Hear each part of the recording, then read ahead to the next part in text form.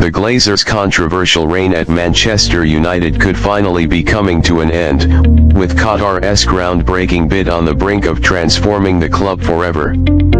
For nearly 2 decades, the Glazer family's ownership of Manchester United has been mired in controversy, acrimony, and a slow-burning resentment that has defined the club's modern narrative as much as its storied past. Now, as rumors swirl and negotiations reach a fever pitch, Qatar's potentially transformative bid to acquire the club promises a dramatic new chapter, one that could finally end the Glazers' turbulent reign and reshape Manchester United's future in ways few could have imagined. The Glazers' acquisition of Manchester United in 2005 was a seismic event in English football.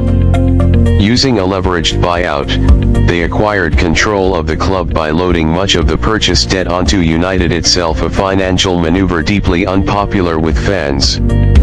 What had been a financially stable and self-institution was suddenly saddled with over £500 million in debt, and fans were left fuming over what they saw as corporate exploitation. From the beginning, many supporters, including the vociferous Manchester United Supporters Trust Must, expressed concern over the long-term consequences of the Glazers' business-first approach. The iconic green and gold movement emerged in protest, referencing the club's original Newton Heath colours, as a symbol of defiance.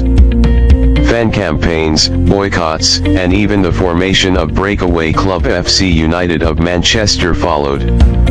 While the Glazers oversaw considerable on-field success in the early years, most notably under the stewardship of Sir Alex Ferguson, their leadership was often seen as lacking strategic vision beyond financial metrics. United became a global commercial juggernaut, with sponsorship deals flooding in from every continent, but the footballing philosophy that had made the club great began to falter following Ferguson's retirement in 2013. Since Ferguson's departure, United have cycled through managers with alarming frequency: David Moyes, Louis van Gaal, Jose Mourinho, Ole Gunnar Solskjaer, and most recently Erik ten Hag. Each was tasked with restoring United's glory, but each has struggled to find consistency amidst what many perceived as chaotic and underwhelming club management from the top down. Investment in players continued, often heavily, but recruitment strategies seemed haphazard. Big-name signings like Paul Pogba, Alexis Sanchez, and Romelu Lukaku failed to deliver consistent success. Despite this expenditure, United's results on the pitch rarely matched expectations, with the club falling behind rivals like Manchester City and Liverpool in both domestic and European competitions. Throughout this period, the Glazers remained largely silent, rarely engaging with fans or the media, and continuing to draw dividends from the club. In 2021, their involvement in the ill-fated European Super League project, an attempt to create a breakaway competition for Europe's elite, was seen as a final betrayal by many supporters. The backlash was so fierce that it led to widespread protests, including one that forced the postponement of a match against Liverpool. In late 2022, after years of pressure and speculation, the Glazers confirmed they were exploring strategic alternatives, including a potential full sale of Manchester United. What followed was a protracted bidding process with multiple contenders, but none more significant or controversial than the Qatar bid led by Sheikh Jassim bin Hamad Al Thani. The bid, rumored to be in excess of £5 billion, promised not only to clear the club's debt entirely but also to invest heavily in infrastructure, including upgrades to Old Trafford and Carrington training facilities. More importantly, Sheikh Jassim's team pledged to return the club to the pinnacle of world football, promising a reset that would prioritize sporting excellence over shareholder profits. To many fans, particularly those desperate to see the end of the Glazer regime, Qatar's bid represents hope, ambition, and restoration. But the proposal is not without its critics.